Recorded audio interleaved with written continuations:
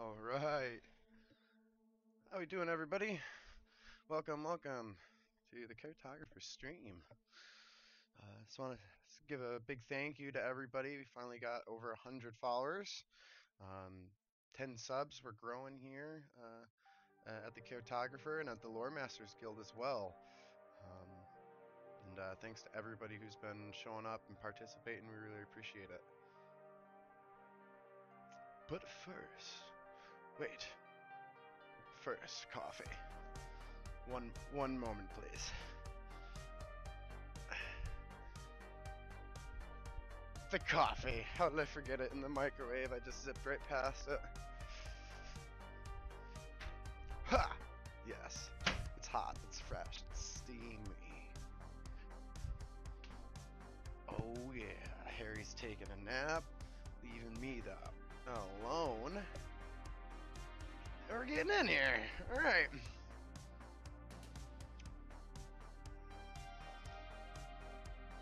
Slurpy slurp. What's going on, everybody? So let's go on. Let's go ahead and get into it. Let's get into the world.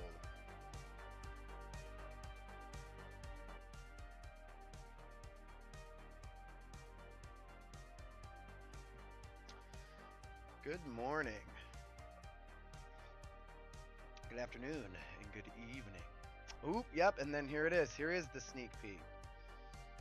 To wherever you are, the sneak peek has been granted. So every 2 weeks, as you know, on my channel, we do the DAM submission, and this submission is challenged by the name of Siege. And your old cartographer cooked up a little something right here for our friends on Steam and Dungeon Alchemists alike. You can also find this on any of my channels on Discord. Give me a shout out and we'll get you connected with the people you need to know.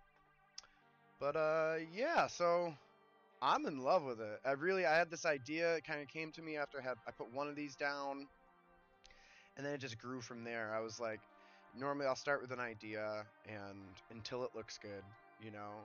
So like I started with one and I'm like, it looks tacky with like one and like a big triangle of earth. So I was like, and I also want to justify having a big 20 by 20 battlefield, right? So I was like, what happens if I put two more? Like kind of offset them as I have a little bit here. And it looks really nice, right? We get this big blown out type look, and then it was just a matter of just filling this up with wood, scaffolding, and posts, and in a manner in which looked good. So I might even think about moving some of these underneath, maybe like every other or something.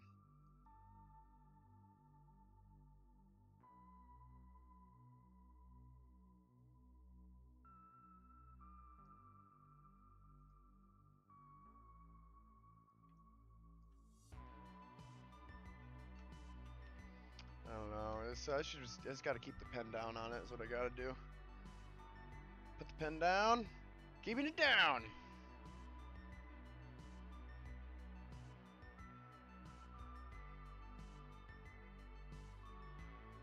Keeping it down, because you can just keep going forever and ever and ever. It's like one last turn from hell. So yeah, it will just kind of describe some of the things I have here. Some rocks need to be pulled out of the dirt. We have a little lever pulley system here. A new post is being erected as they, push forward into the tunnel. They need to keep putting up these posts. I was able to actually put one laying down, which I was super proud of, and it looks pretty akin to what we see here. I have a little stack of lamp posts, and then a little couple crates full of lamps. Some tools, and then like a miner's desk with some sticks of dynamite on it. And then I kind of envisioned, you know, like one side is for rocks, so like they'll pull out the rocks, and then the other side's for dirt. You got these slips right here for the fresh cards to come in once these ones go out. So cards go out, cards come in, and then these three just, you know, keep pushing forward, and then I assume you'd fill it full of NPCs in some regard, whoever is the one sieging said castle, and essentially this is them digging a large tunnel underneath the castle to dismantle the wall so that they can charge from above as the armies sit and wait in the forest abroad. Let's see. Let's open up our meat. Let's get over to what we're going to be building today.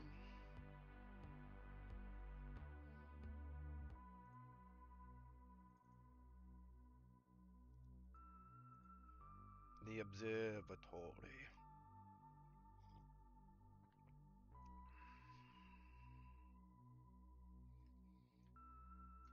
Okay. So we have some ideas. To be had.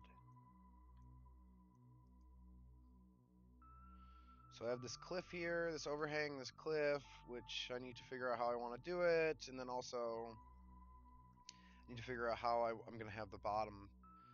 I think I might get away with just painting it all white and mist, and just like we now name this the Misty Cliffs, you know, and that's just like my cover, my creative cover. Or conversely, we could just go, you know, very literal and try to put some water down there, some rapids, or just some Dungeon Alchemist water, paint it on an abstract.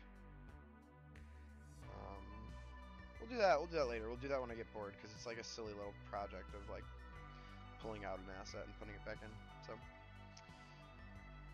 let's focus on how we want this to look.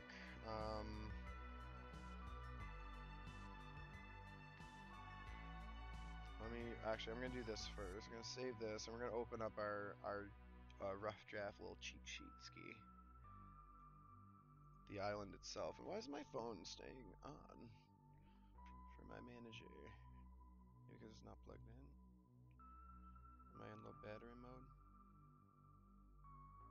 Yeah, it was.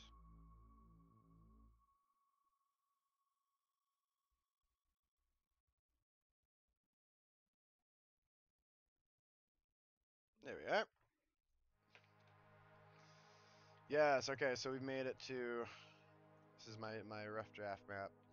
So green dots are stuff I finished, red dots are stuff I need to finish. And then eventually I'll do a final rendition of this once I know what everything's going to look like. So I'm just trying to look at the shape of this. So I'm going to do a piece of... Essentially I just want to emulate this shape in some regard. So we'll do a landslide over here, we'll do a pretty skinny bottleneck, some woods that come up on either side maybe. And then like some type of railing around that off to denotate this part of the island. Okay.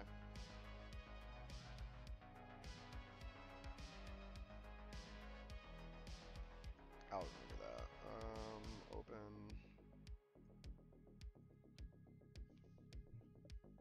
And also, like, this part doesn't need to be perfect, so like the final version I'm doing right now over here is what needs to look good, and it doesn't need to, you know, denotate everything that you're seeing there. So I'll make the final version of that other map that we just came from, the big one, I'll make that one look what these look like more specifically, more dramatically. So these ones, that one's like, just like I said, a rough draft to help me kind of visualize where everything is and is going to be. And then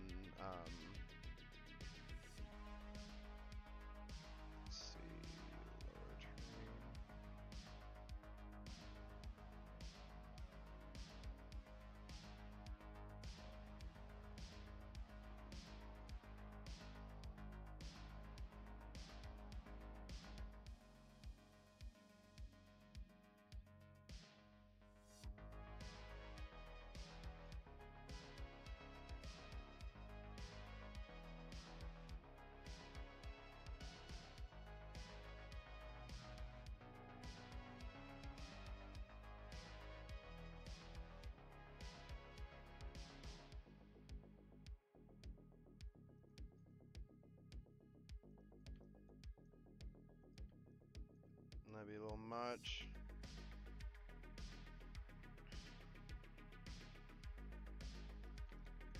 Make this really steep. Make this kind of smooth.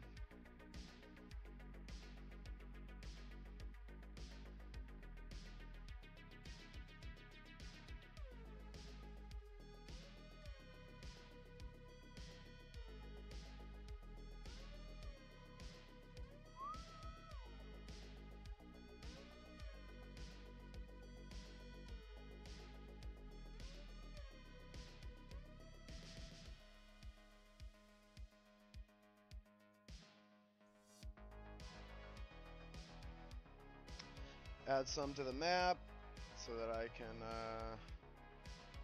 better arrange these slopes.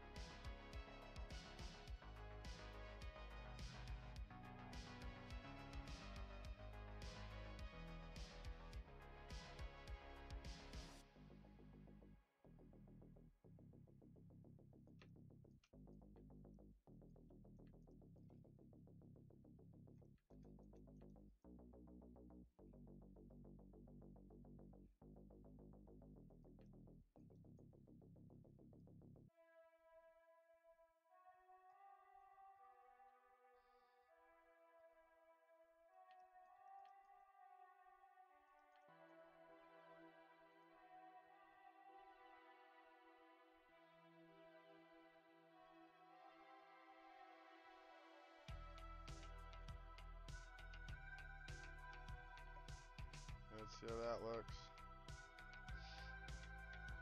Now let you chop it all off, zoop, and we get nice, clean edges. However, I do need to go and address this. I want this to kind of be even and swoop. That is the look I'm going for. And this would be easier if I had shut vegetation off, but like a silly goose, I did not shut vegetation off. So now I have to struggle with all these things. I just do those two. More clicks, more clicks. Vectoring, okay. So I mean, this is gonna wrap around to here. So I guess I could lower this a bit.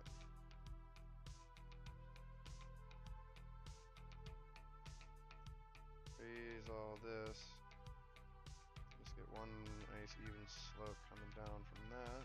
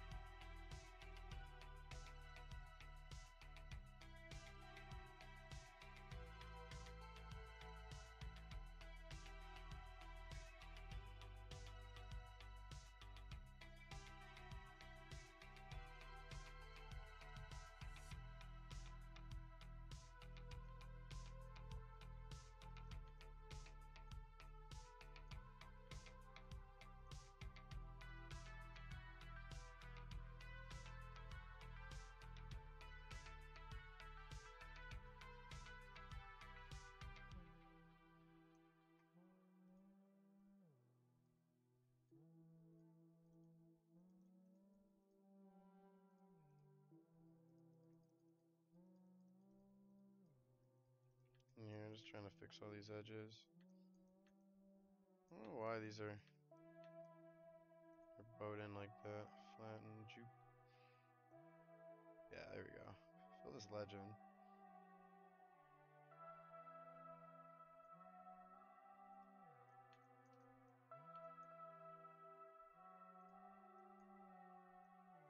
Oh, dude, my calf is so sore. I was massaging it last night.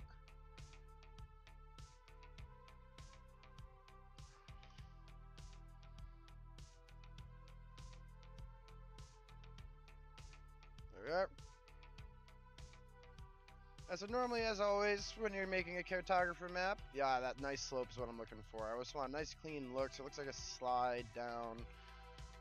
And just like, This is the side of the map. It doesn't matter. It's not important, but it still gives topography. It still gives a line, right? So people might look at this when they're in the 3D, and also it's just a way for me to know that like my shading is all going to be the same. So like when I come in here, I'll do this now.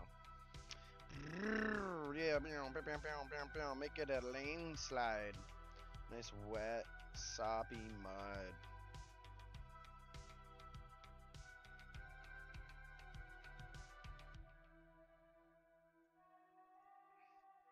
Hey.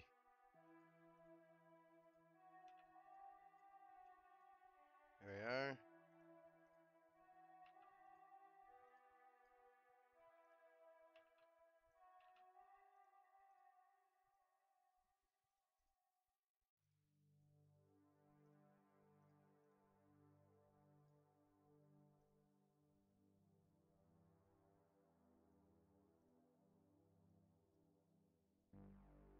And it's got like a little patchy with the grass here.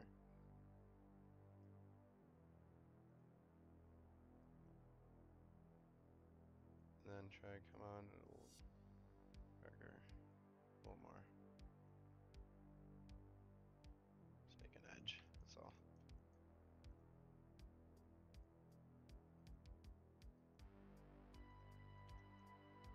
Yeah, something like that.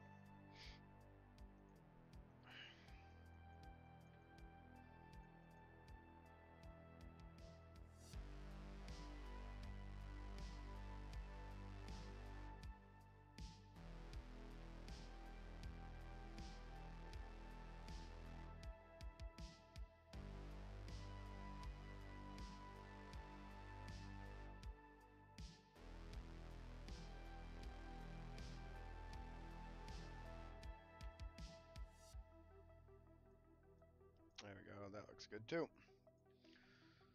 Okay, so there's that. Let's round this off.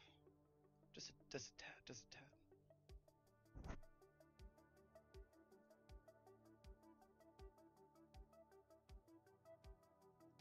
And again, just always like expanding the map just so I can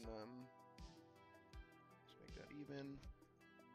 Just so that I can get these nice even edges on my map. Nothing much. And then this one. I guess what we need to do is we need to expand a little bit and give this some more shape, which is okay. Can always build it back too.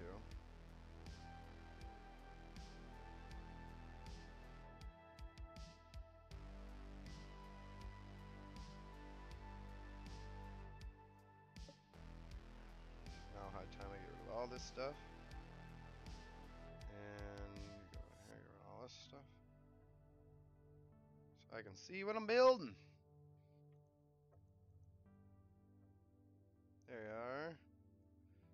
So I think my gaming mouse just needed like a break or something because I pulled it back out the other day to just I accidentally was pulled into a game of League of Legends and I was like, I need to perform. I was like, let me grab my mouse, hopefully it works. And it did, and I was like, okay. So I guess you just need a little timeout or something.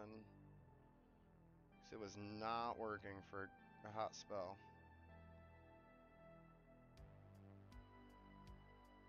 Yeah, just some random shape here. I think bow that out a little bit more. You know.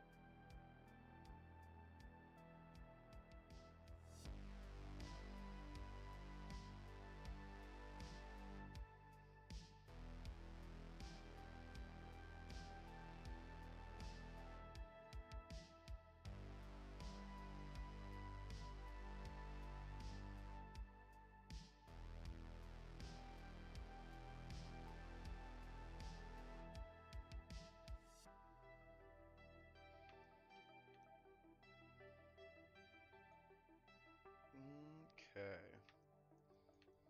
And you know, I've never really made like a ledge or something like this, so this is going to be a new build for me right here, which is always exciting. I love new challenges. So I'm just like thinking like a lot of times when I do like interior subterranean stuff or caves or tunnels, like I'll do little ledges and stuff. But I don't know how ledgy I want to get with this and more how more cliff like, you know.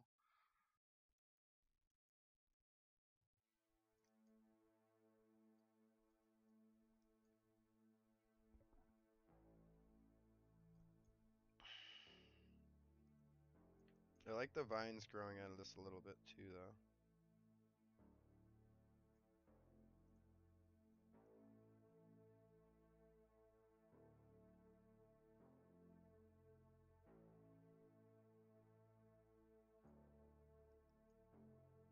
Some spots more than not.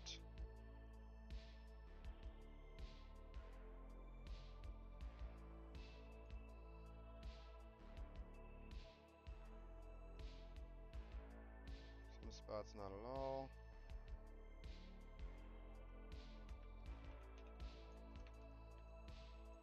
Alright, dig that. What's my other rock color? Eek.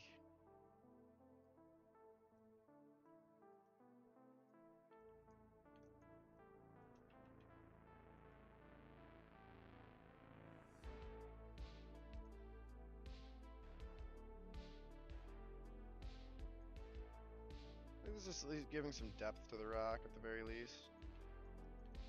So I dig that. Everything on the bottom is just gonna be whatever.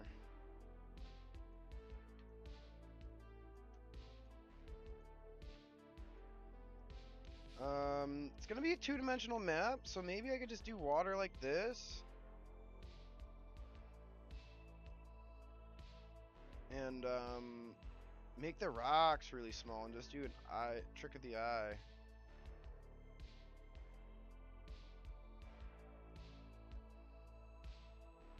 Oh snap, is that, it is pulling it up, I don't want to do that.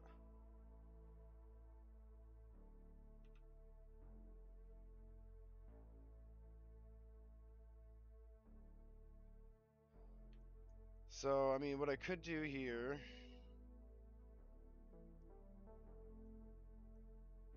is I'll do a mock-up really quick just so everybody can see.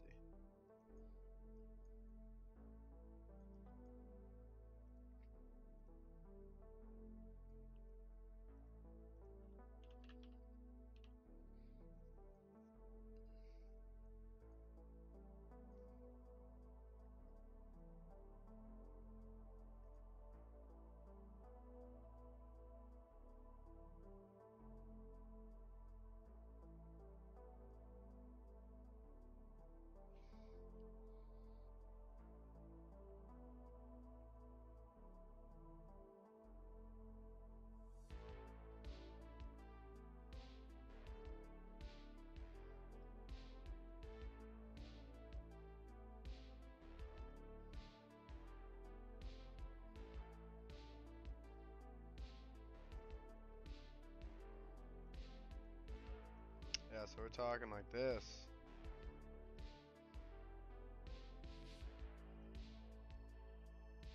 All those spiky decorations like we had. Hey. Ah! Thank you. No, it's fine. Nobody's in stream, so nobody yelled at me, so nobody's watching anyways. I just won't post the VOD. Thanks.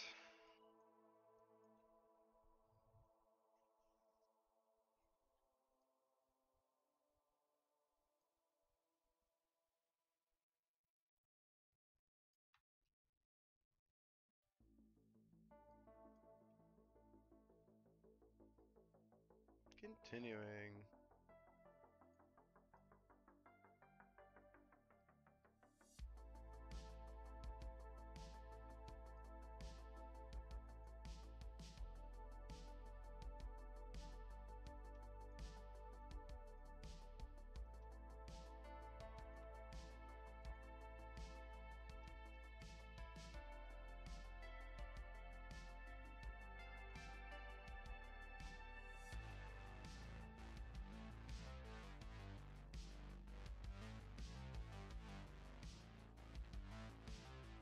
Do something like that.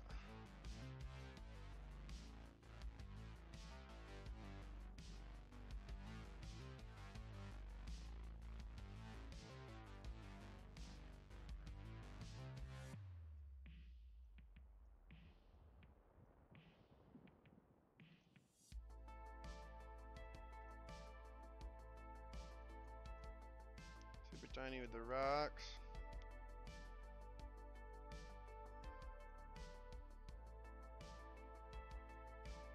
If I even go smaller with them even.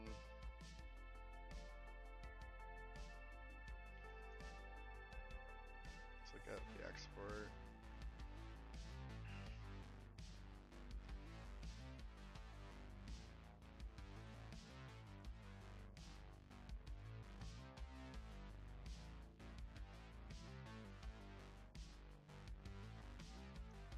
Manager back up. Hey there, thanks for joining.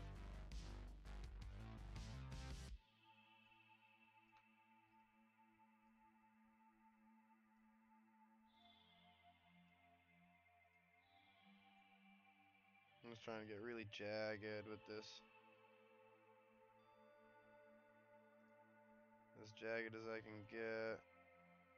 And I think I like just using the same one here.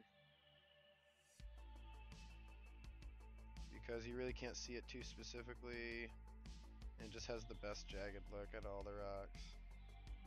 Just get a little sloppy, a little lazy. Just fine, it's all like underneath stuff.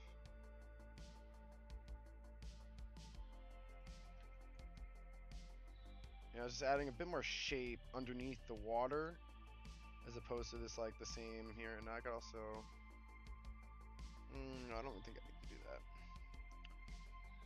More rocks. The rocks will add the texture that I'm looking for.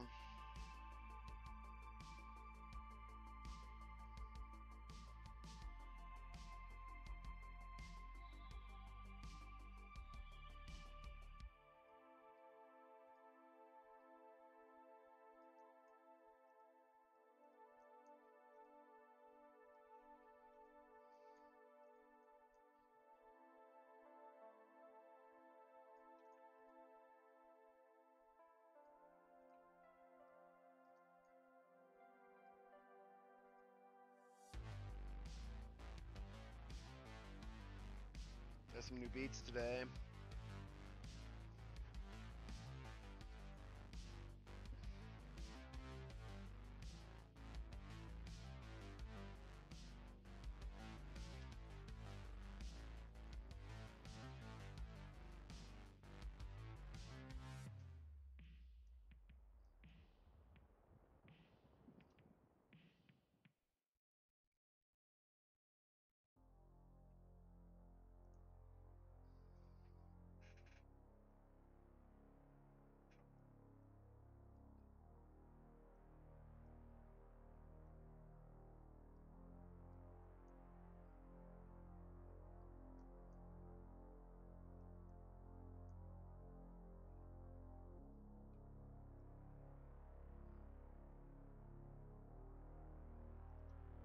Some jagged spots, more jagged.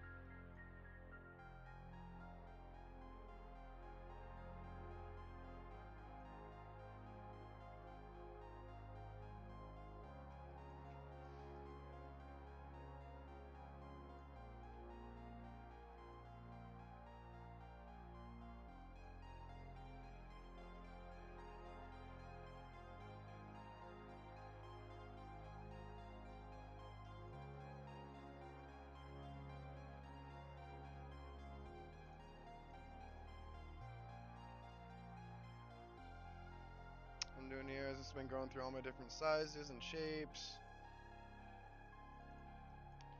Jagged rocks. And then I'm going to come in all these clusters that I have. I'm going to fill up. Some pieces.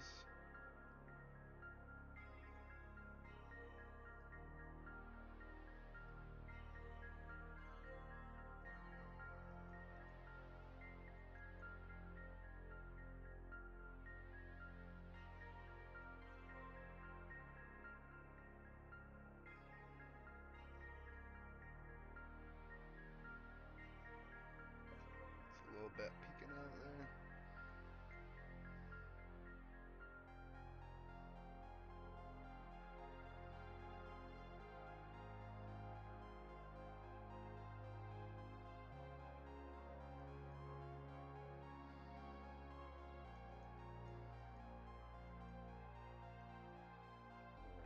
Use this one.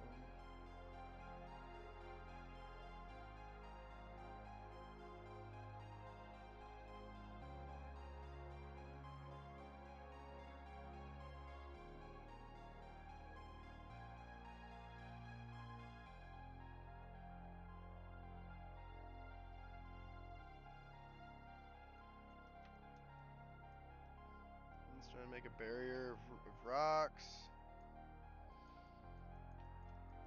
Trying to keep him close to the edge and kind of symmetrical on the edge. I like this gap, I think, maybe. Again, I've never done this before, and I also have to do like trick of the eye stuff too, so just trying not to be overly repetitive with some of my choices, which tends to be the difficult thing when you curate stuff by hand. Like if you don't give a trash, then whatever, just use the auto stuff. Use the auto features, be done with it. But leave me alone if you do that. Just kidding.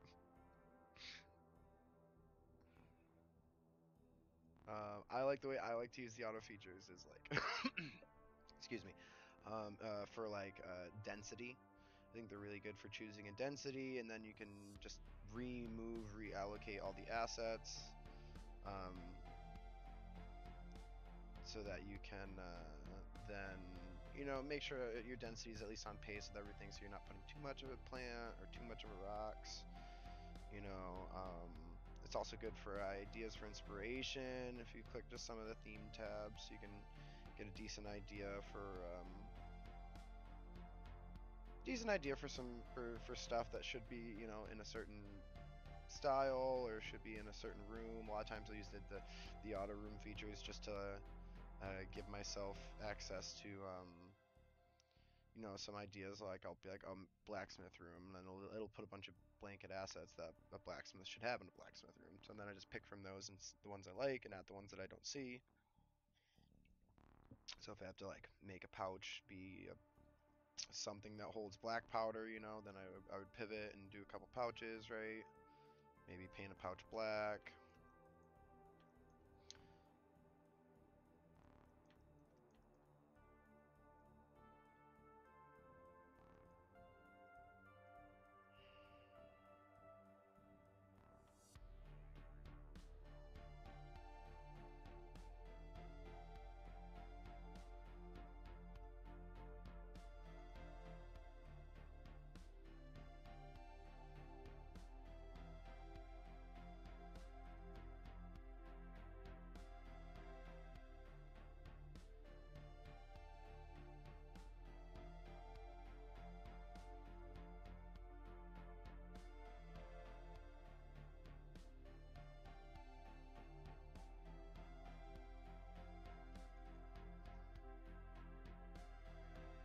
So many rocks. Just keep layering the rocks. And then my favorite part about this is I'm gonna do all this and then like watch me just like make it all disappear with a flick of my wrist when I do the fog. But I mean that's how I think I get maps to look so good, is I spend all the time. You can hear me. Should be good, yeah. I spend time making everything look good in its own regard. So like this should look good just staring at it from here. I want some rocks popping out. I want a lot of spiky rocks, a lot of pillar rocks that have been washed away. And then after I do that, after it looks good enough for me, naked, we'll call it, then I'll go and I'll just throw effects over it and cover it all up. So that way when I make my maps, I'm like, okay, at least if someone can see through the cracks or like they get the real deal. Like some of this might not be fully done, but that's okay. Man, you know, maybe we'll use that as a sign that we should take some of this stuff and we should push it in. A bit closer to my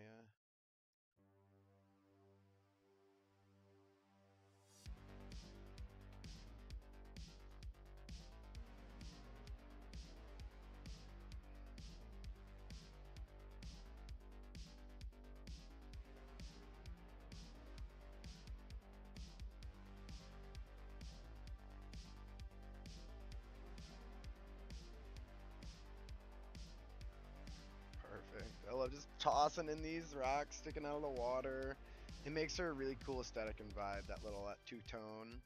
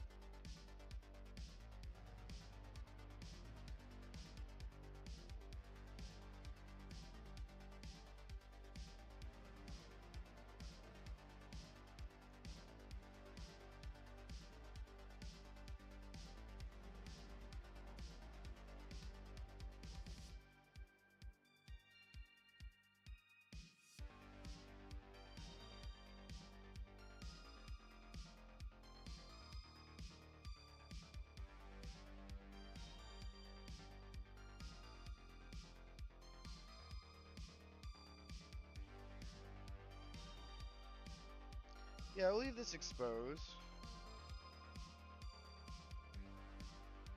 Why not? Let's go to flatten. Let's push it out a bit more.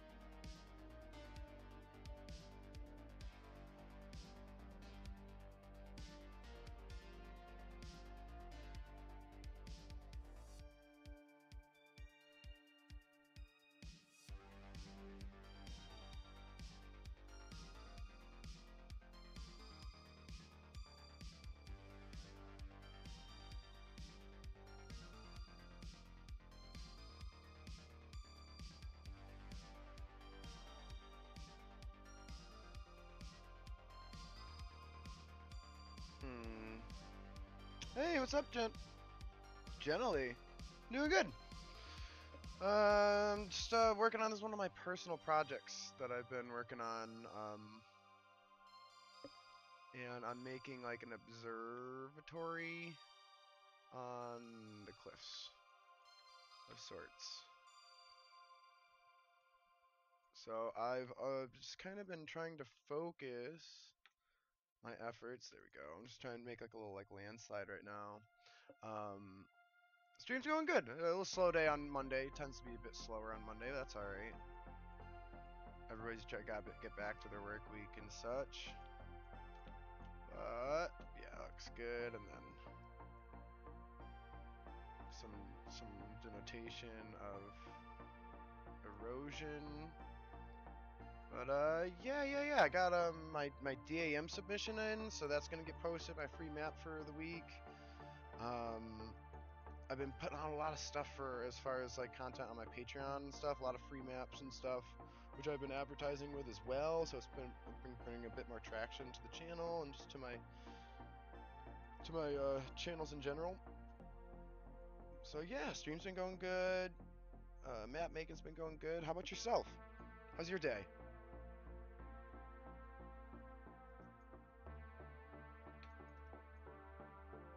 Perfect, yeah. And then we're just gonna put a couple like some rocks in it. Good to hear. Good to hear. What are you getting into today, my friend?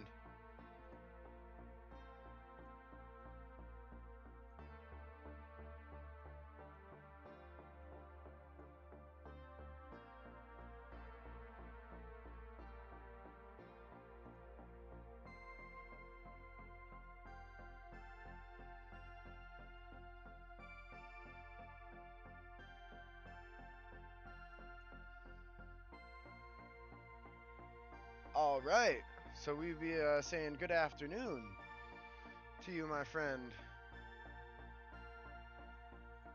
across the way.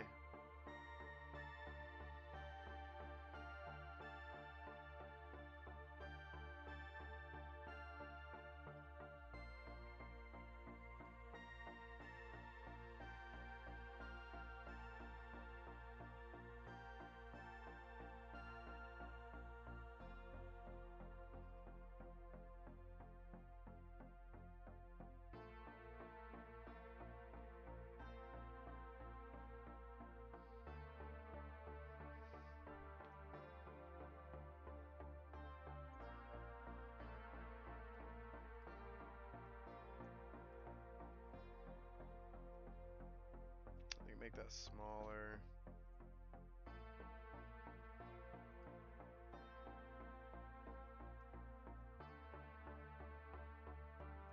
Beautiful, one of those. Very small one of these. Beautiful. Just want to round that off a bit. See if I can't use more of these.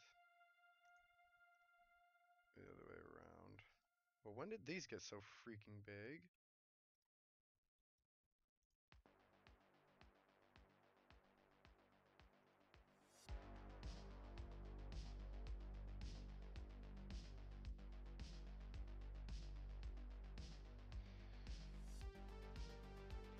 Yes, I am indeed. It is almost noon for us over here. Oh, you know what always also works good for this, which I tend to do a lot, is this one.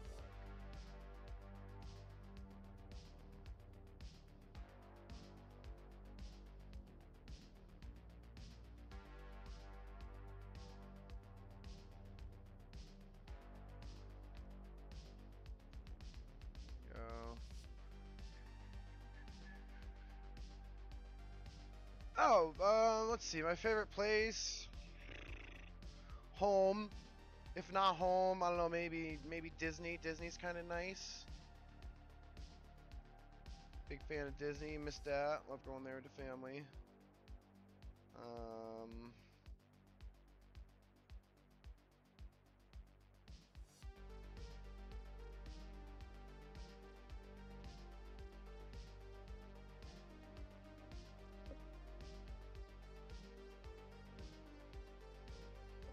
World or land? Thank you very much.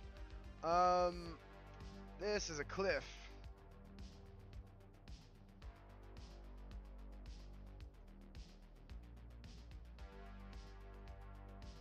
I was kind of just working on this little cliff thing. A little washout.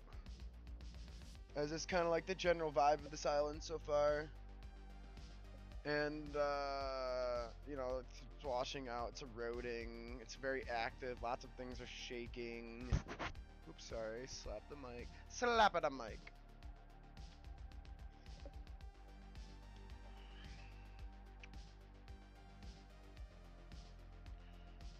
I don't like just having one of those. I think we'll do another one over here.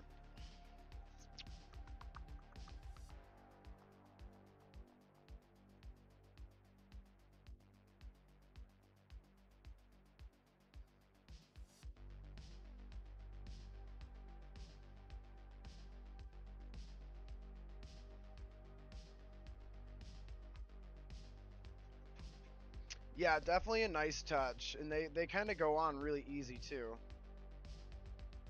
You can kind of come down and say I want longer ones or I want shorter ones. There we go, that's perfect length right there. Maybe that one goes a little bit longer, right? Always like doing triangles and like smooth gradients, right? Sneak those gradients in. Lots of layers, lots of layers. So yeah, you'll see I'll spend probably 2 hours just painting this map. Getting everything that I want to look like it underneath, and then once that happens, it's like, aha! Now I can be the building designer. I can incorporate my interior design skills and engineering degree that I do not have. Um, and I just see a little patch right here. I'm trying to get some dirt on underneath.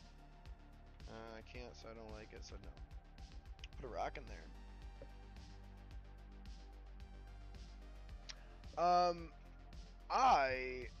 My favorite game right now is Dungeon Alchemist. You're looking at it. This is my favorite game right now. And this technically qualifies as a game. There we go, much better.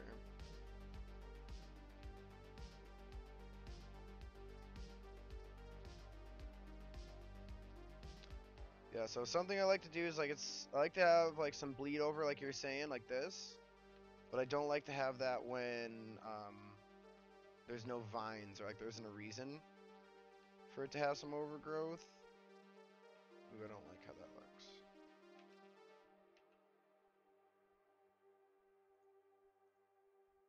I'll do that. So like in between these spots, like here, I just like clean them up. Make them super nice. So, like crispy lines and then like messy messes.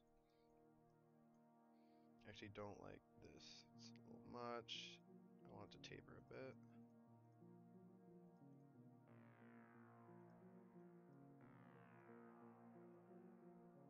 Nice. Nice. Throw a couple bushes right on the corner. I love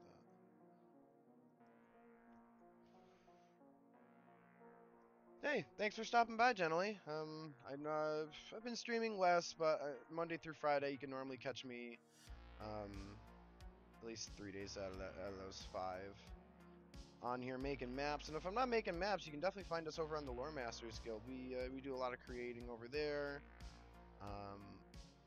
And if I'm not streaming, I'm definitely still creating, just in the peace of my own comfort at home, you know.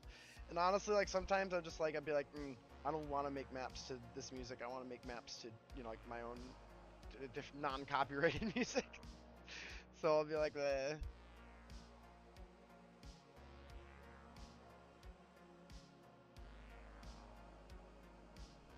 Well, that's the goal, right, Lore Master? We're heading for the top.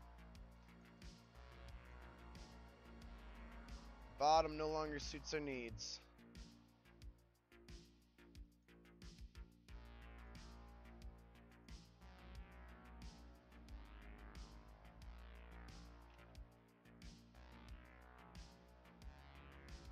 Oh, darker, I think.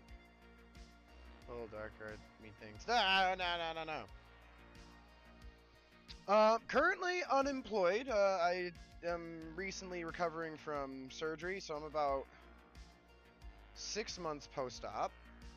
And the recovery for this surgery it's an intensive nerve surgery for my shoulders, so it's scheduled to take like almost a year to be fully recovered. So I still got a ways to go.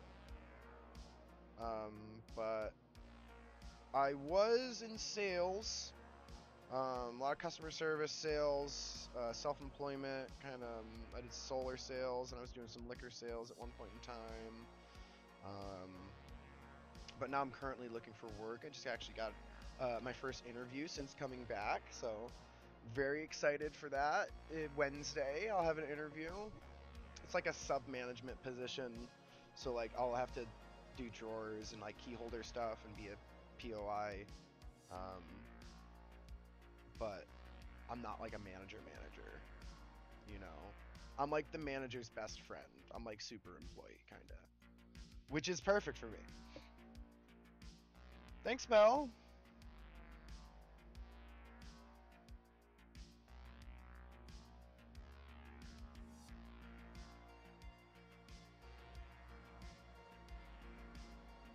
But yes, very much artist. And I don't really have like a set, like I do it all, man. Like to get the stream up and running, like all this stuff I've done myself, you know, with a lot of help from my friends for sure, and YouTube videos, right? But you know, we wear all the hats, you know, and it's kind of funny because like we wear all the hats, but then we help our friends wear the hats too, right? And we all kind of like learn and teach each other stuff. So it's been a journey to say the least. But you know, I do map making I make emojis. I do graphic arts. I just made my friend a logo for their company. They're doing like medicated balms. Um, so it's just like a cool little graffiti logo I made on Krita. Um, I do all sorts of stuff. Like if I need it, I'll find a way to get it done. I've even done like some light 3D brushing on ZBrush, um, which is short-lived. I think I'm gonna wait until I upgrade my computer another time to get back at touching on a 3D mod, because it's like so many pixels, my guy. It's so many pixels. Like I just hear my computer over there working like a workhorse anytime I hit the freaking double the pixel button.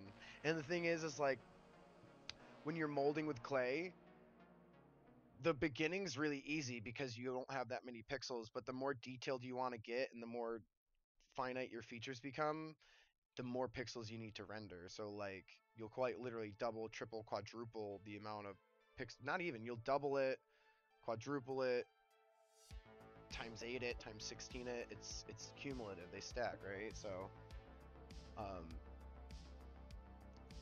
yeah, it gets to be a lot if you want to like finish models and actually like have some nice stuff that you could 3D print yourself on a printer. You could do some easy stuff like squares and shapes and stuff like that, but any like character models, you know, like humanoid type shapes, stuff like that, animals and stuff, you really need to crank up the resolution so that you have just like the pieces of clay to touch. Really, like it's like every pixel is like a piece of clay almost in a certain regard.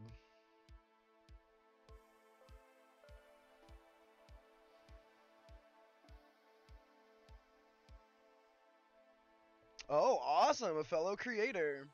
And look at LeBlanc slipping in here. What's going on? Yeah, LeBlanc, we love some questions. Let's see where I'm at. Yeah, I'm about an hour in. Let me take a break. We'll field LeBlanc's question here. I got a pretty decent way on all this topography here, and I'll for load aim, I'll bring up my damn submission. I did finish that. So let me just save.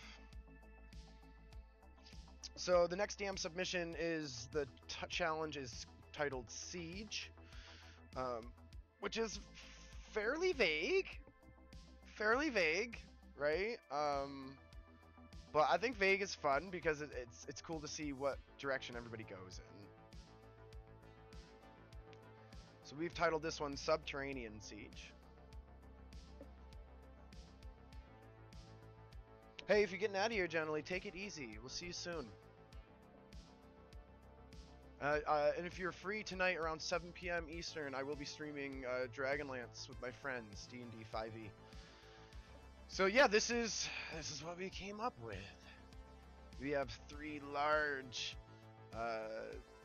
geared machines that drill through the earth, and then we have an assembly line of rail and manpower to kind of erect support beams and tunnels and scaffolding and all the supplies they'd need, like posts and logs and lamps and dynamite, etc. And the trickiest part with this was the lighting. Trying to get the lighting to be just right so that when I hit the export button, it looked the same and everything looked good, because it's one of these darker maps that requires the light to actually shine. So I'm not using the end-all be-all lighting render. I'm using both, and to supplement that, I actually need to be very specific about how I do these lamps. And what you don't see is I have some candles hidden inside these lamp posts to add some extra light, just to get rid of some weird shadows that I was getting. But yeah, over here just managed to get some rocks and some dirt in, I thought, pretty well. Some tread marks, little stuff, little features. For the siege, the subterranean siege of the castle. And once they dig the tunnel far enough, they'll go right underneath the castle and take out the wall, and the siege will be finished.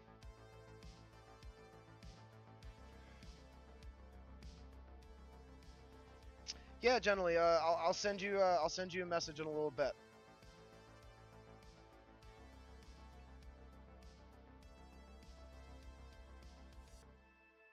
Taking the city from below, very that, yes.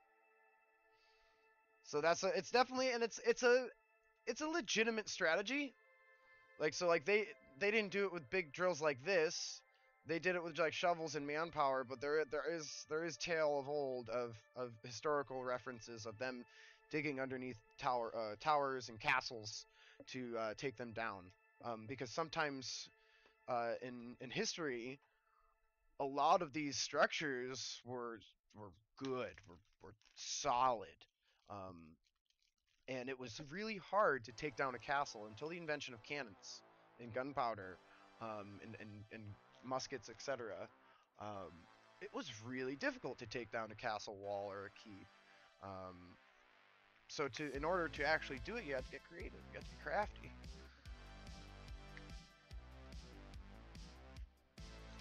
Let's see. Okay, let's see. LeBlanc's got a question for us here. Demiplane, created by a caster. Should this caster have total awareness of anyone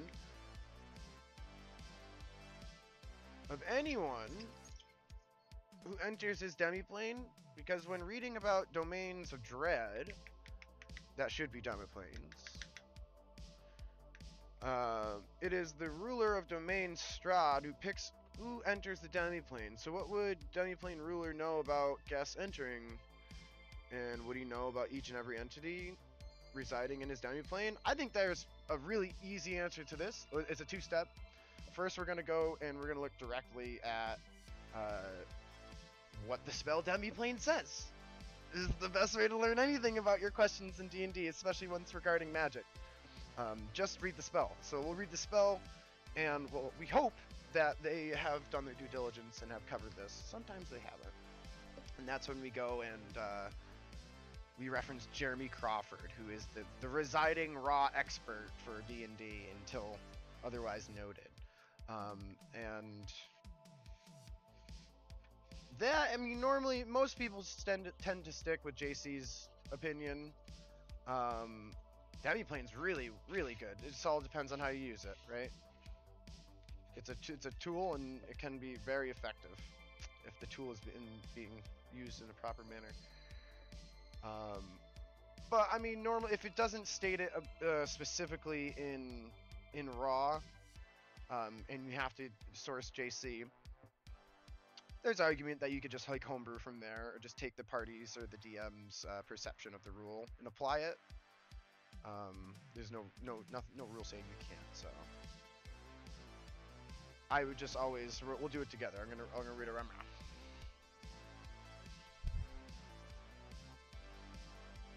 Well, first thing I definitely want to note is that you referenced Strahd. Strahd is a very high-level magic user who also has plot armor of owning a giant vampire castle, you know, like, so their powers are either A, embellished, or B, much higher than any regular party mate casted demiplane, right?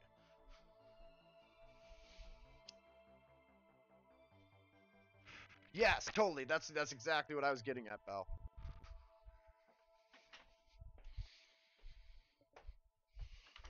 So there could be some differences there, but we'll go check. Google demiplane 5e.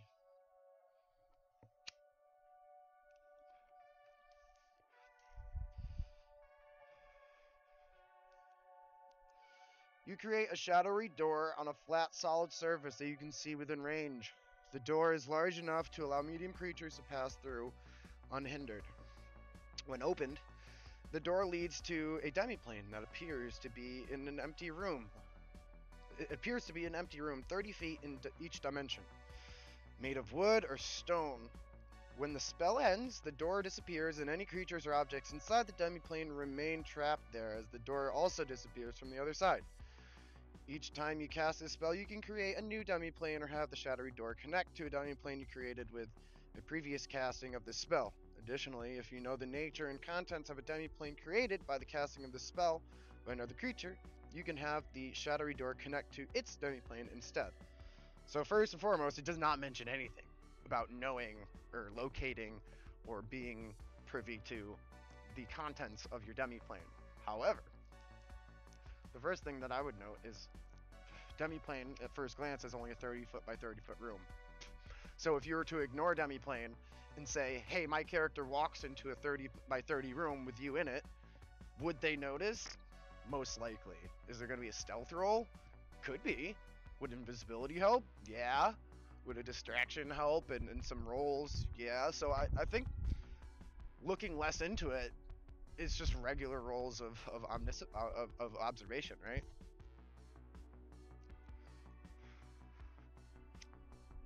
There are now in the case of the death dude in Strahd, right? There's other spells like Glyph of Warning and um, other methods in which somebody could, like a Scrying Eye, um, other methods in which somebody could ensure that they had security or surveillance over their demiplane. And that would require the casting of other spells, stacking of spells. And also demiplane, you can cast multiple times to make permanent, I believe, and you can have multiple of, like I said, you can have multiple of them connected to each other. So you could have your own little demiplane mansion. I know somebody's in one of my parties has done that before as well.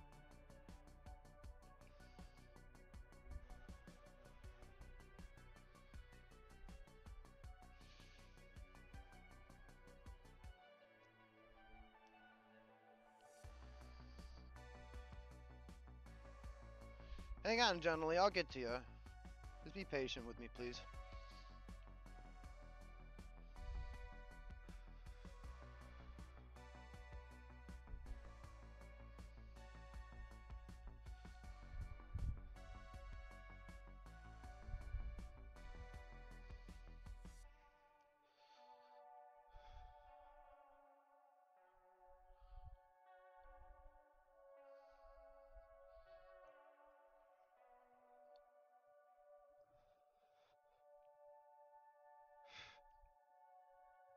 Yeah, they like I said, in my opinion, from what I've read, they would have none.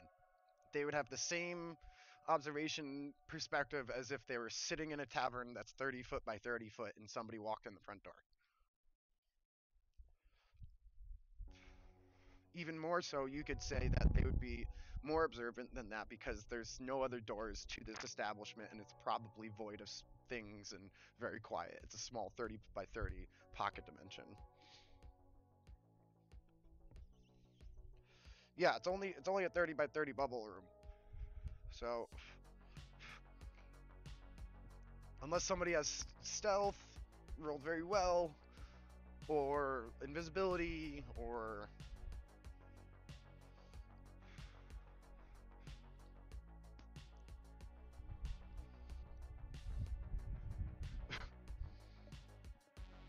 all right, my tummy's grumbling, so I need another little breakfast snack before I get back at it. But yeah, you see the map here. This will be available on all my channels. This will be available on Steam Workshop. Free map for everybody's use. Please have fun with the Subterranean Siege. Yeah, some yogurt for my tumbly. Strawberry yogurt.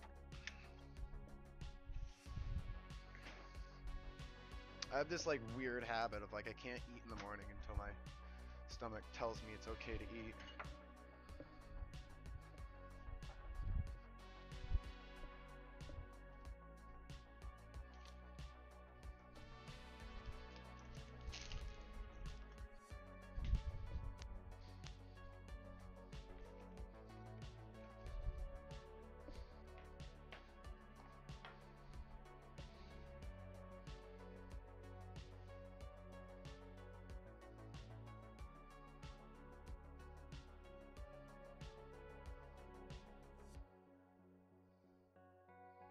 Oh, so it's not the actual demiplane spell that we're even discussing here.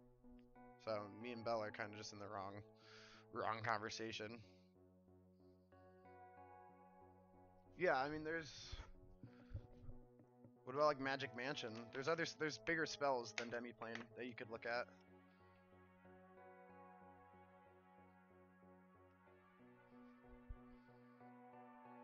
I don't understand what that means, LeBlanc, but I respect your decision. Dude, there already are spells past to Demiplane. We should just look at those.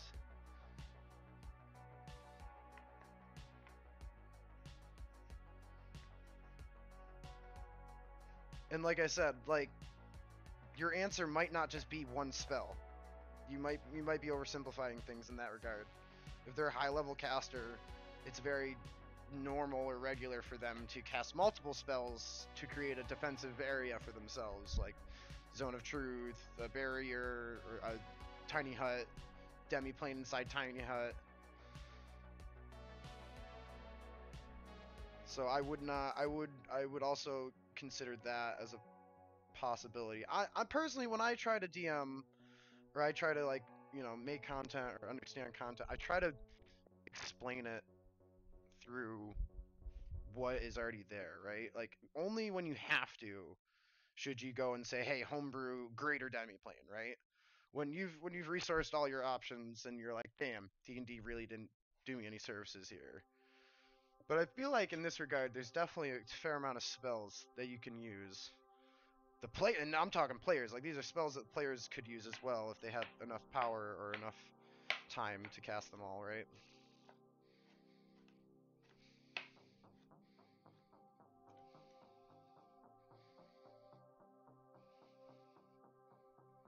And then, yeah, and then wish, especially if you have the ability to cast wish more than once, right? If you're a god or some type of lich of great power, you can with a couple wish spells, you can change the existence of reality.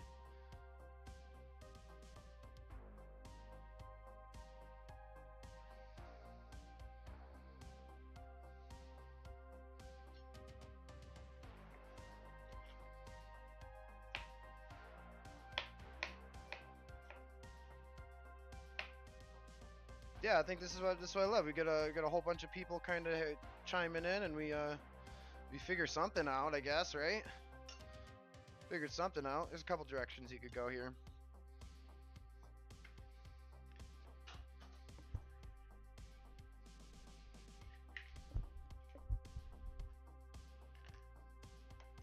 Yeah, definitely.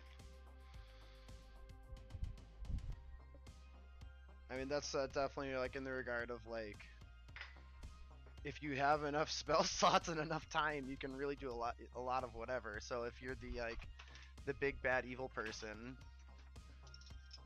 you you have the plot armor to do it, right? I've been sitting here waiting for your party to come get me for a whole campaign. My spells are up.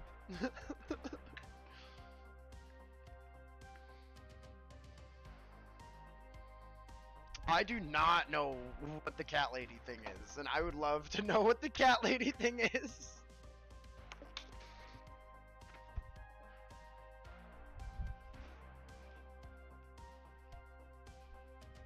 Little parfait action.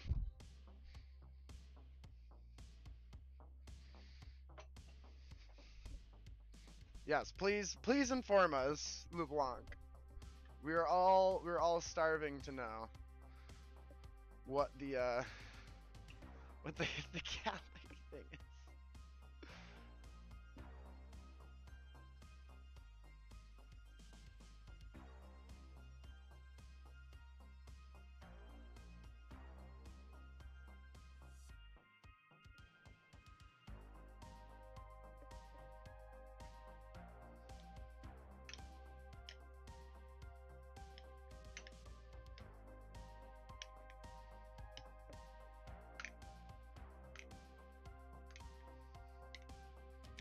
Well, there's a lot of things that can one-shot a commoner in every edition.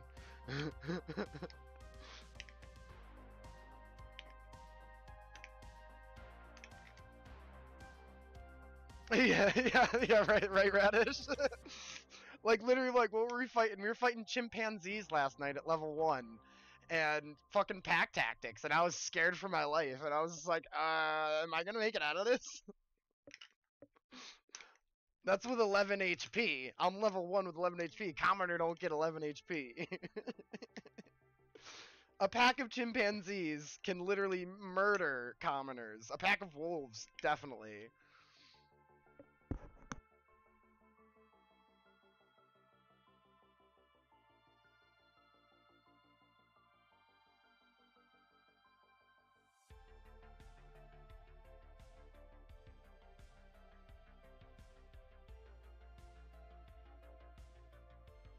Yes, generally. I'm taking care of you now.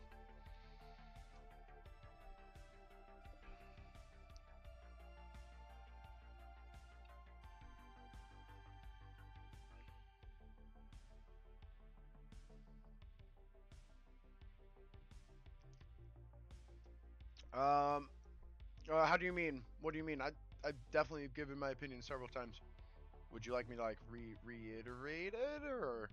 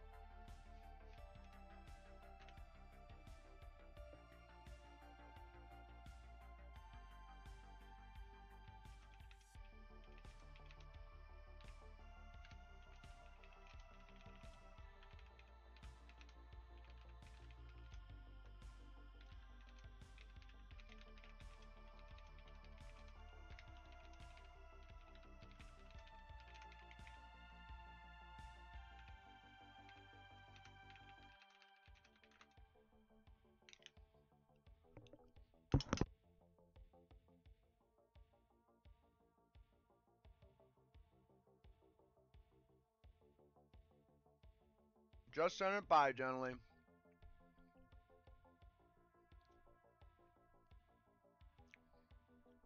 Um, I don't know. Maybe I was AFK, but I was definitely chatting in the mic.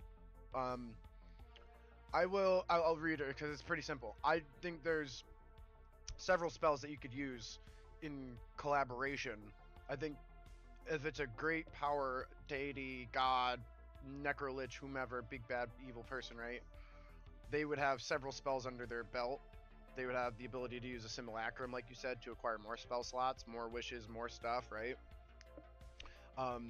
They have the time to cast multiple spells, and there's enough spells in the book that you can use to create a space that you've kind of described, like a very large demi-plane with lair action inside of it, and illusions and trap spells and alert glyphs that allow the player to know everything inside of it, a scrying orb that sits at the top.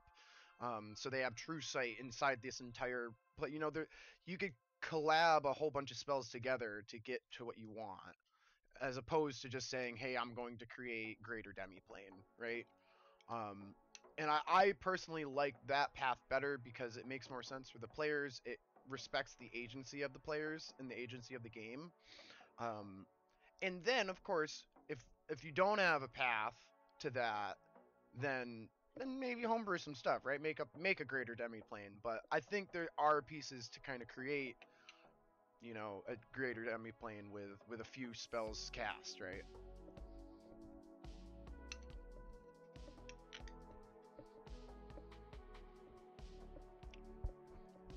Nice. Have a good day, gently. Yeah, like the plot armor is outstanding, right? You have unlimited time. You have the entire campaign until your party makes it to the big bad evil lair, right? Like that's so much time to cast spells, to sit there and like a normal mechanic in D&D with spell casting is if you continuously cast the same spell over and over on the same spot, you can make it permanent, right?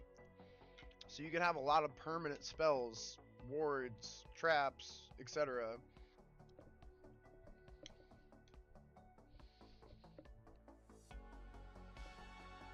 And like what else? Like you could have like demi-planes filled with stuff to release on into your demi-plane. So if you wanted to fill your demi-plane with water on the snap of a finger, you could have another demi-plane that's filled with water. Snap your fingers, they're connected, right? It could be filled with goblins, right? And you could dump a demi-plane full of goblins on the party, right? You could be anything, right? The plot armor is outstanding. You have endless time, endless resources within, you know, your creative liberty of what you think is okay for that player, that creature to have within their power, right? I always like to like sit in the shoes of the caster, of the evil person, and like, hey, what would they have? Would they have goblins, or would they have a demi-plane of meat because they craft flesh golems, right? So they would have a demi-plane just filled with gross flesh, right? And maybe you could throw that on the party for some con saves. And then it turns into golems and attacks them, right? Like, boom, bang. Demi-plane of meat, funny idea, yes, and it's a cool idea.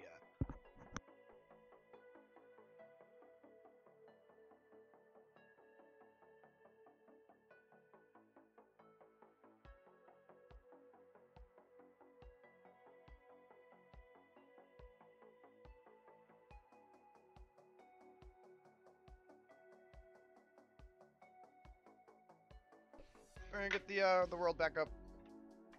We'll click around a bit more. We'll see what we think about it.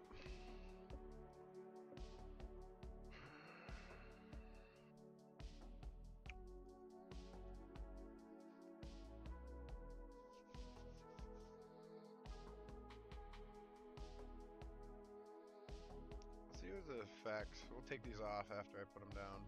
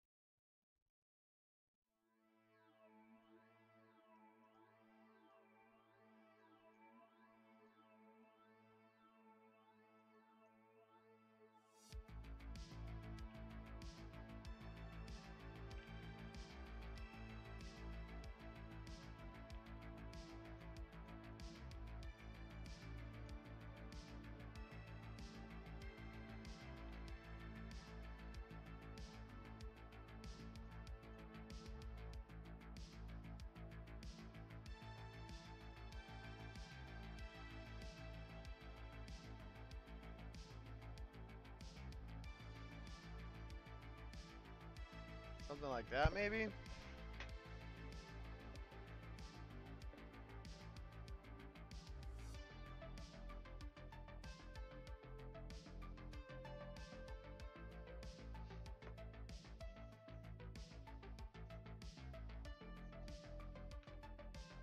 Alright, alright.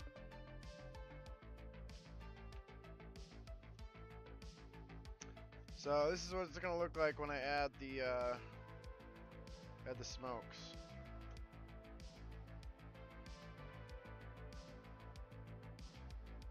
And I think I'll just keep it like this. I don't want to get fancy with anything. That looks good enough for my liking.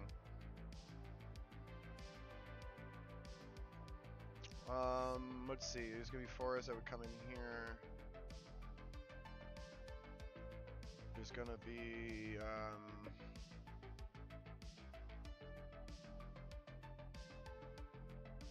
a little bit of forest here. Pull that in. Let's put a building down. A library.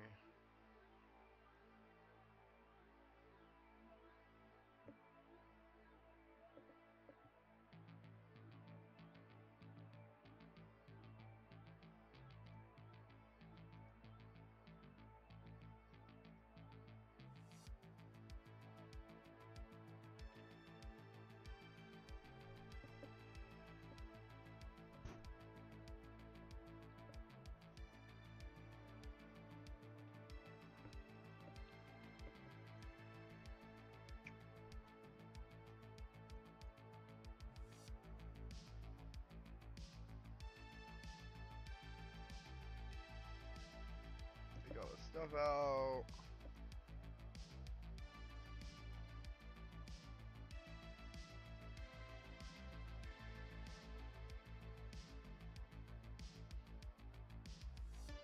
Like a outside porch.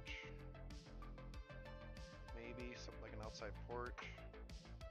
Like, this is all subject to change. I'm just kind of getting some shapes out. See what I like.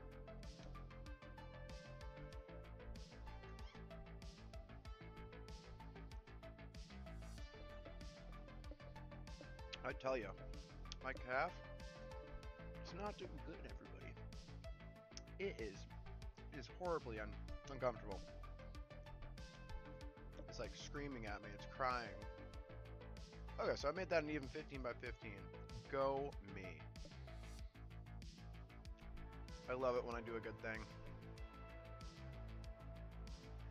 So I'm kind of just putting these blank floors down, and what it allow me to do is to add walls later if I want, little vestibules, but more or less I really just want to have this be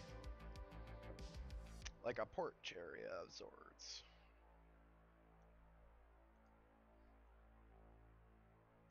This is stone I have been using.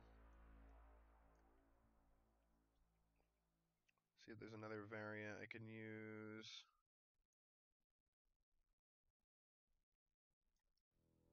Let's change the walls.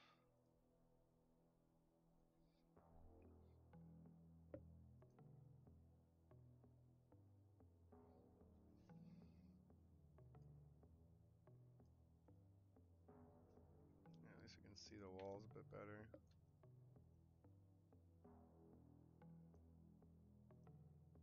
Let's see.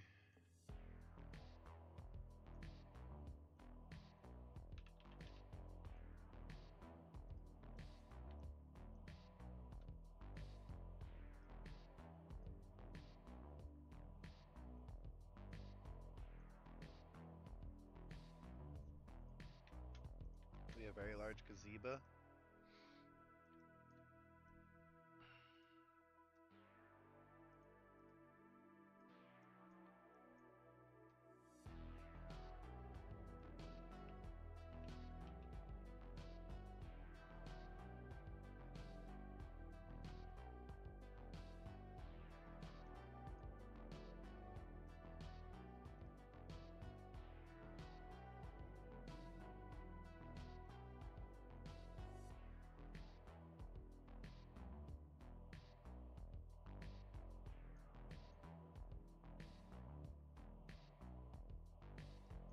Again, random brush.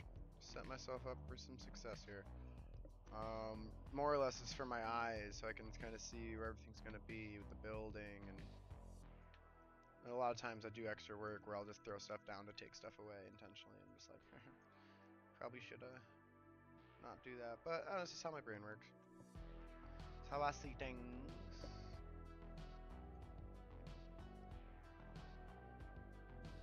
Half walls. Let's check here.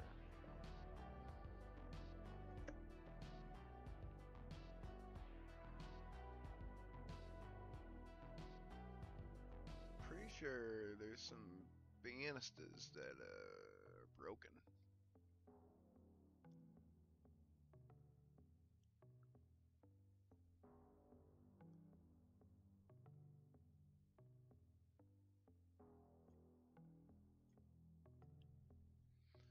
I see myself using these ones, but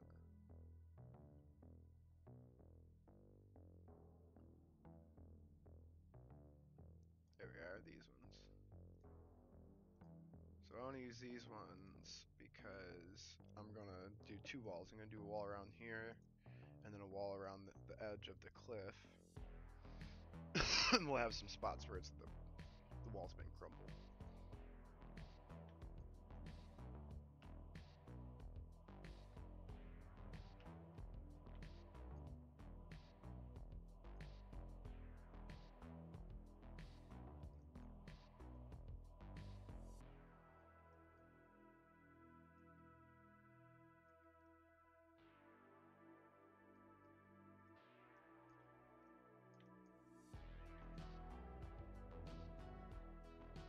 Like snow. collisions off. You. We turn those on. Yeah, just so I can kind of add some extra flair to my washed out spots here, and then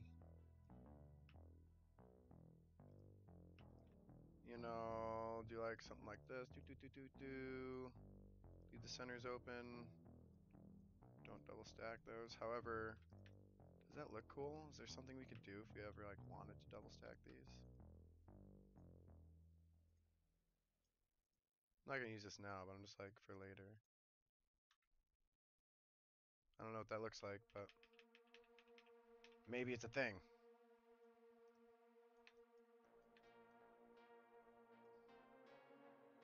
Let's get our obligatory measuring tool.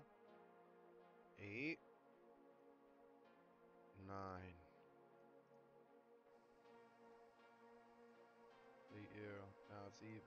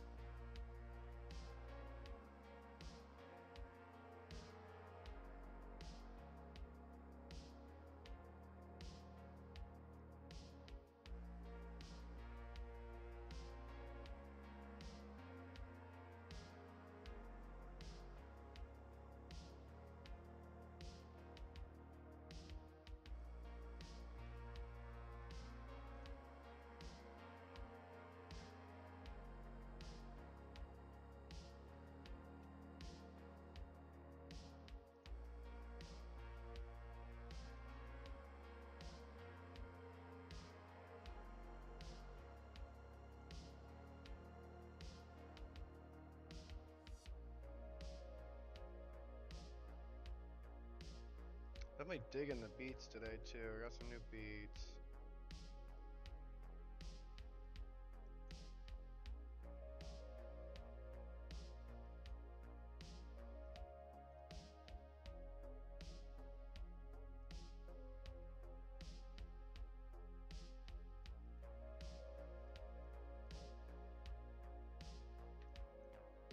Yeah, that doesn't look bad at all.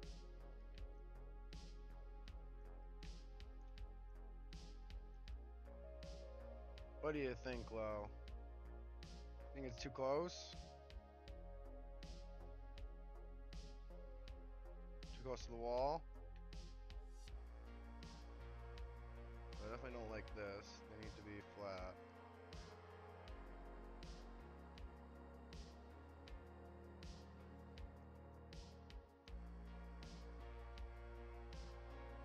Perks of two-dimensional maps.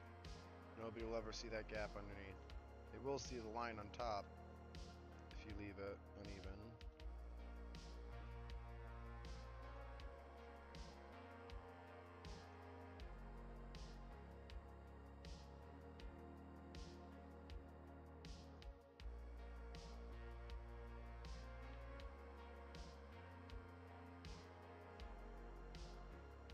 Yeah.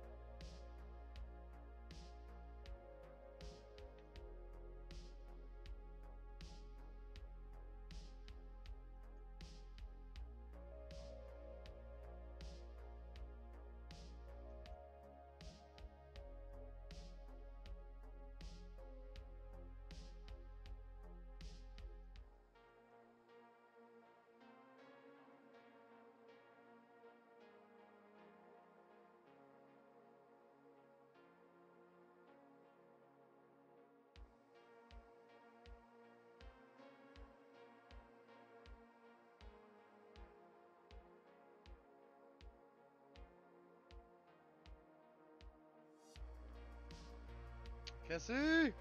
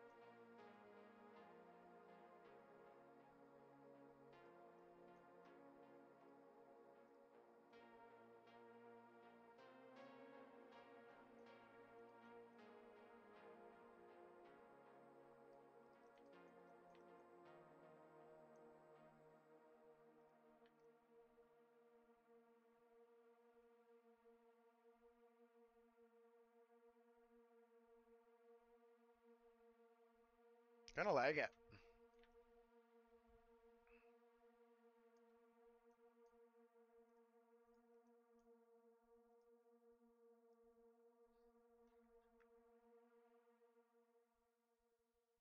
Oh, gently, I sent you a whisper, yo.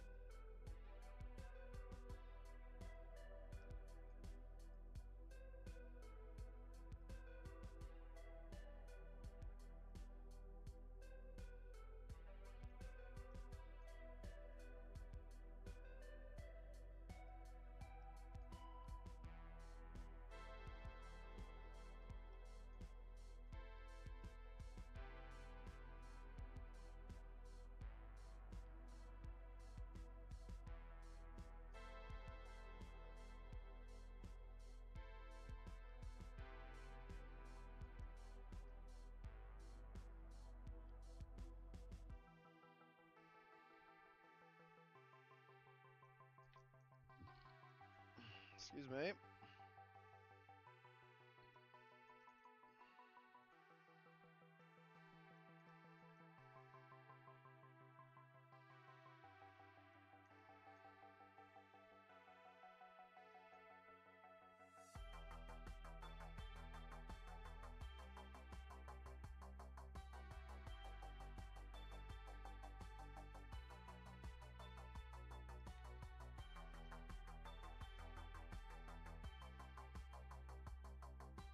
Nice.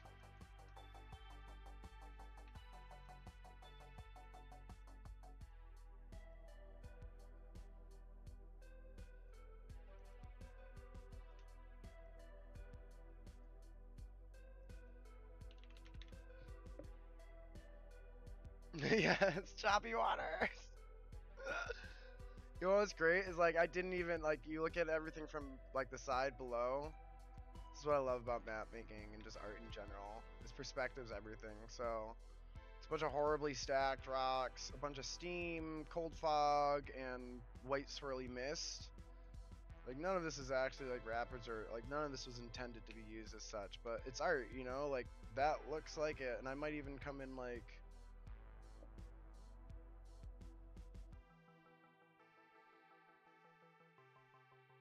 add some shape to it, like so. Just so it's not so wild.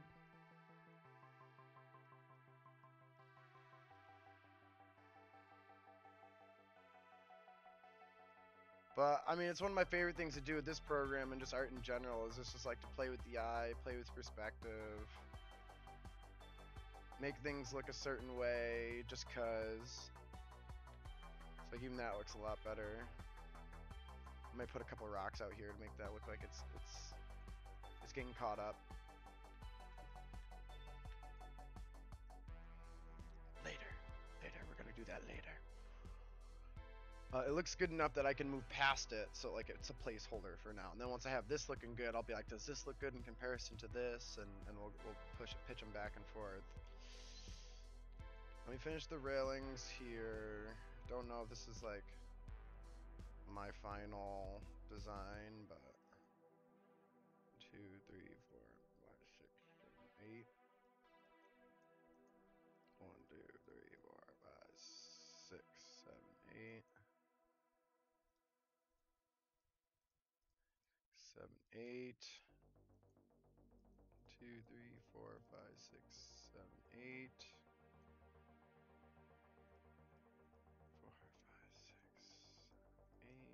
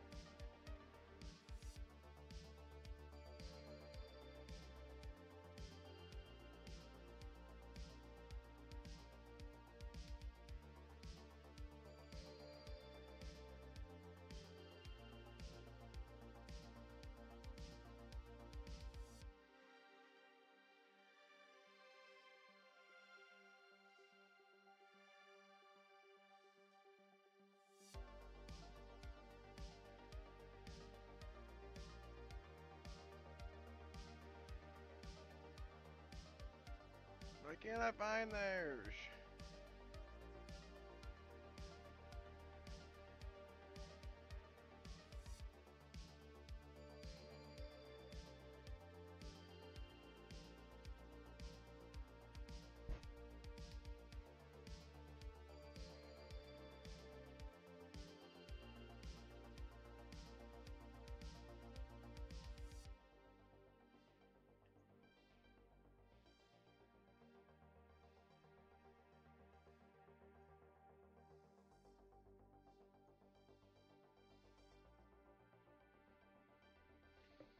I don't know, kind of like right now I'm trying to go for this look, like everything on the outside of the library is going to be like weathered, broken, ruined.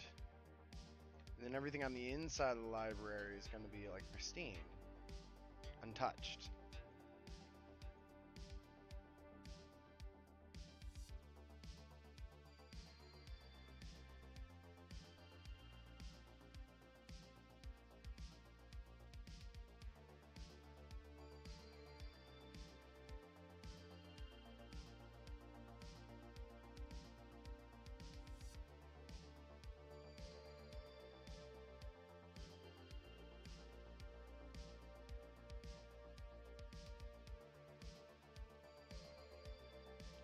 Change it up so it kind of looks like those are going to be entrances. Tricks of the eye, right?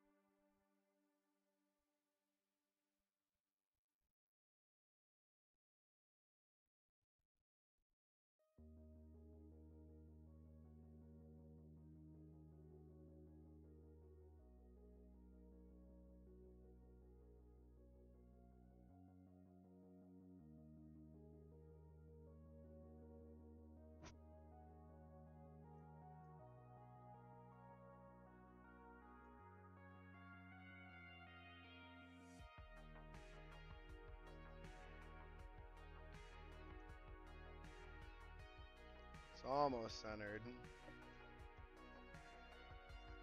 It's off-centered a little this way. I could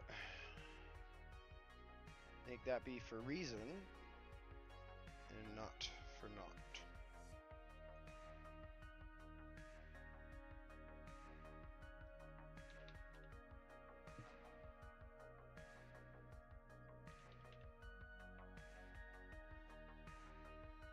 I also wanted to maybe incorporate these in some manner. I have 4 of them. Is that weird?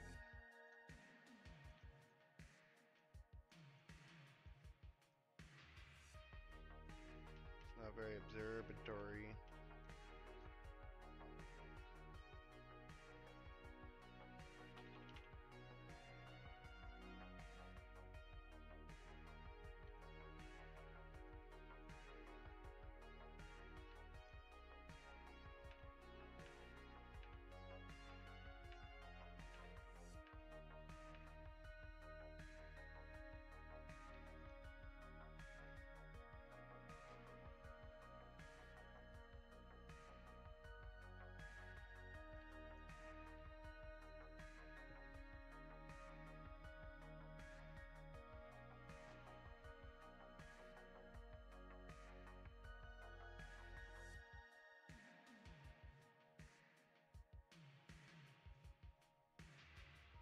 Come on.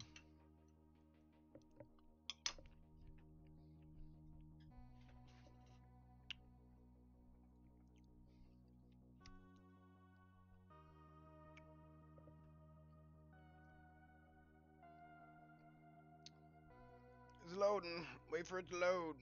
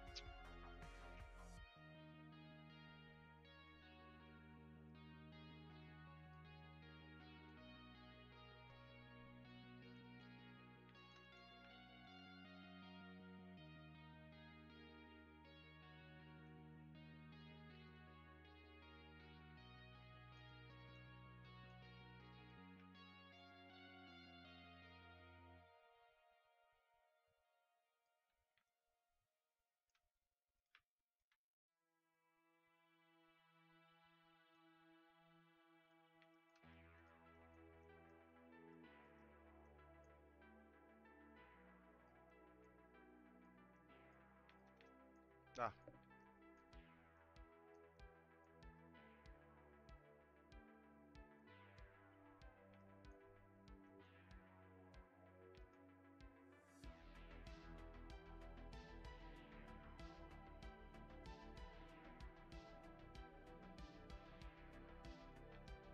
Oh, the ladder matches right up if I stop it.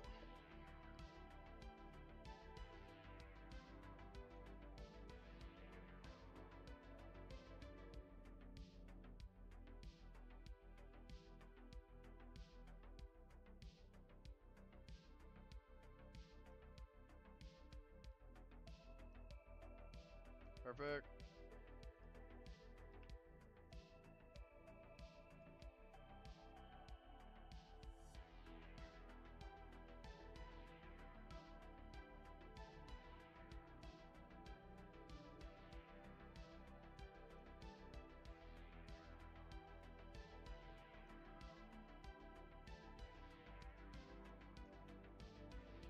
Just want to make sure the steps aren't too big.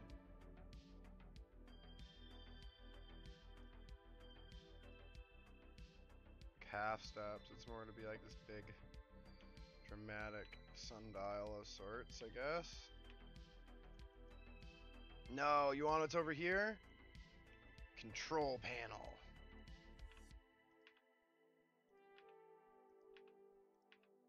Levers and stuff. Yes, yes, yes, yes. Oh, dude, yeah, such a good idea I've had.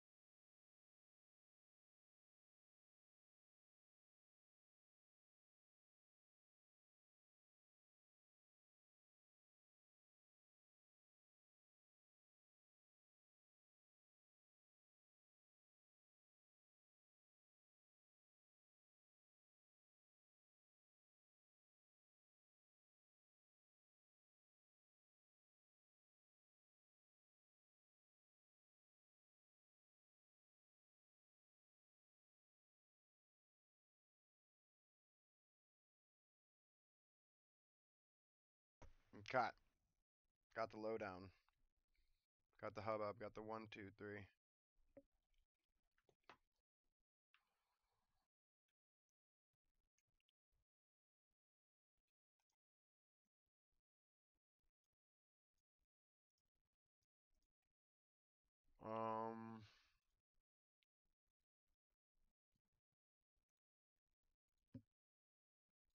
Definitely gotta turn on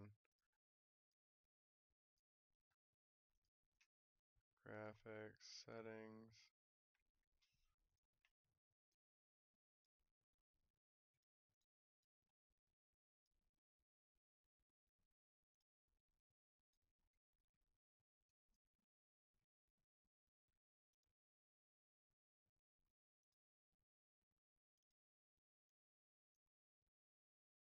I don't know why those two things aren't connecting.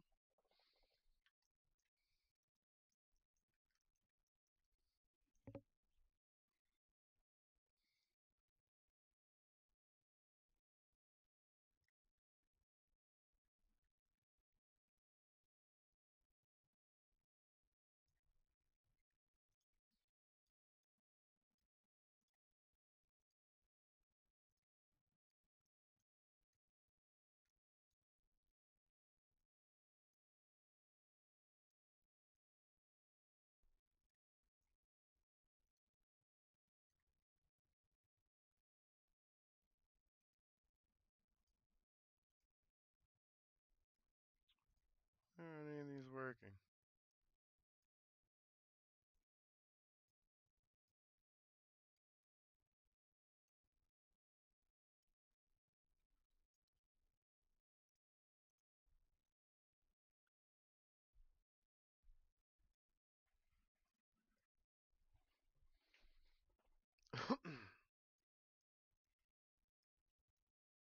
There we go.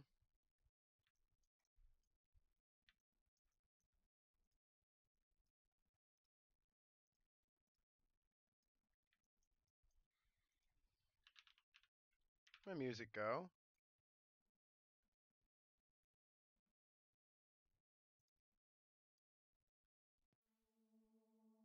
There we are.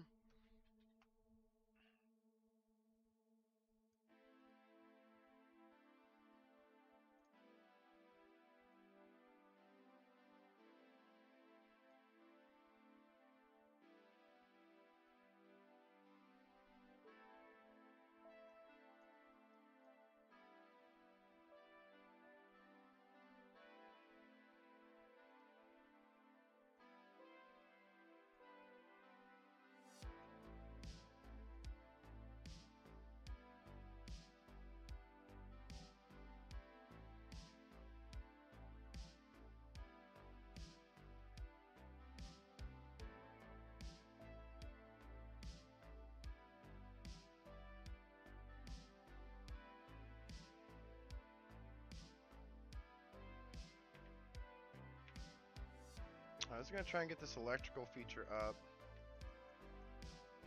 so that I can then in turn shut it off.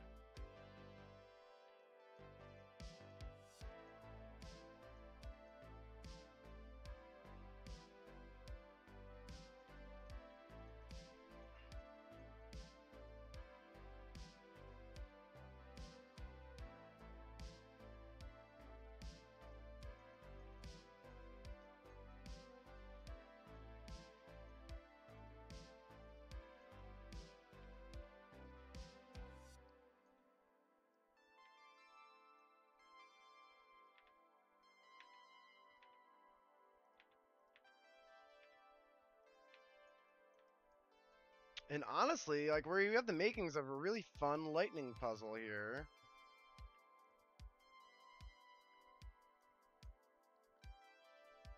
Go to like there. And I'll leave this with my partner to kind of formulate us an idea as far as, you know, what we want to do for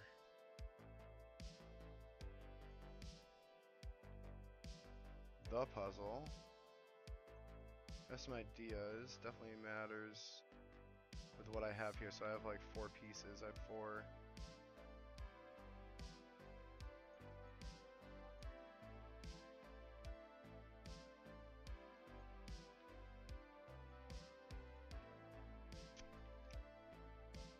Might have to add more switches, but that looks really cool.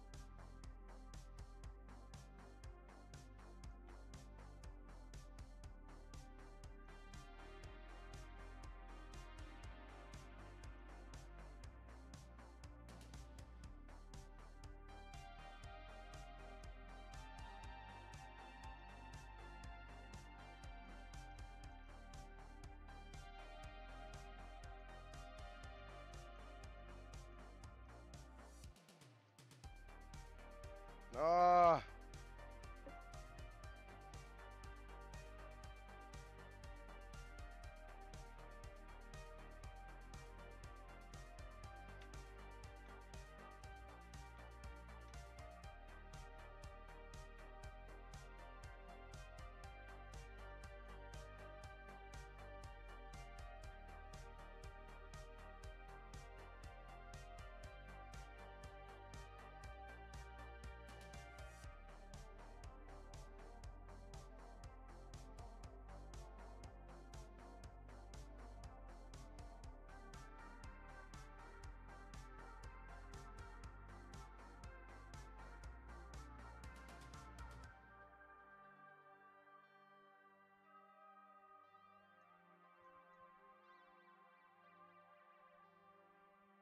Oh, that's perfect. That's exactly what I want. There's 2 like doors almost. Like if I can't get a circle, let me get something that like works as far as like those could be arches to doorways. Allow the player in.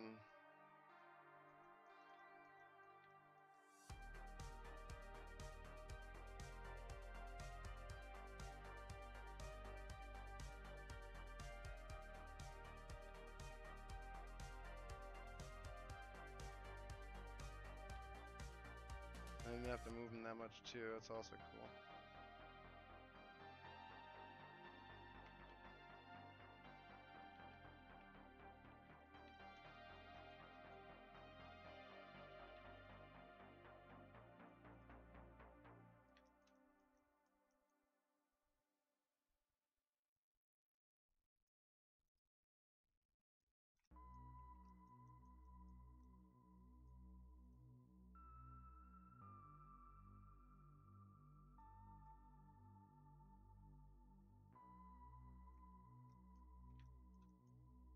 There we go.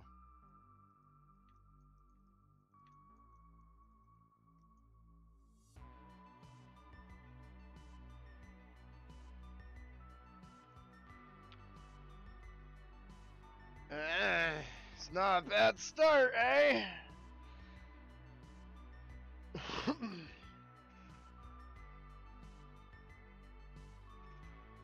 And this can be a collection of several maps.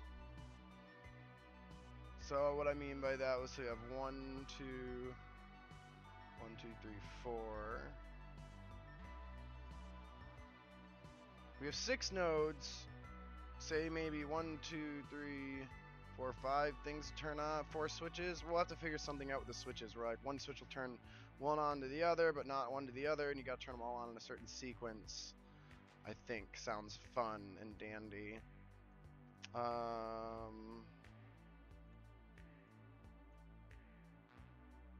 gonna have ourselves a little gazebo,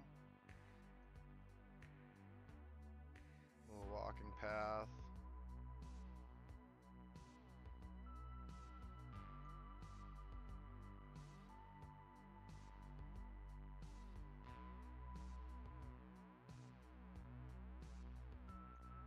Paths as such.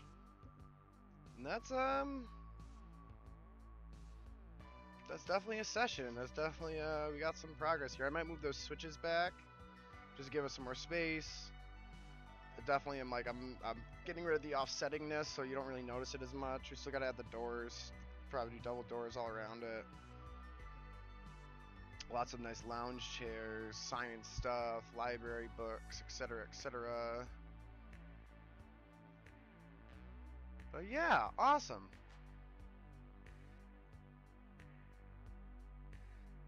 Hey, thanks over there, Splendid. I appreciate the follow on Kick.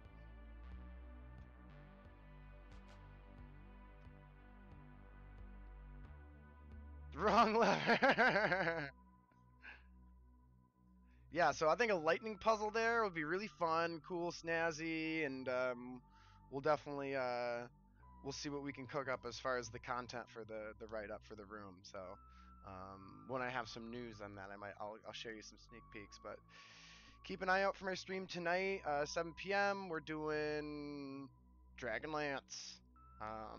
And tomorrow we'll be hopping right back on the maps. Maybe finish the laboratory. I don't know. Maybe not. Maybe we'll work on something new. You never know. The maps gotta stay fresh. So take care, everybody. As always, and we'll see you soon.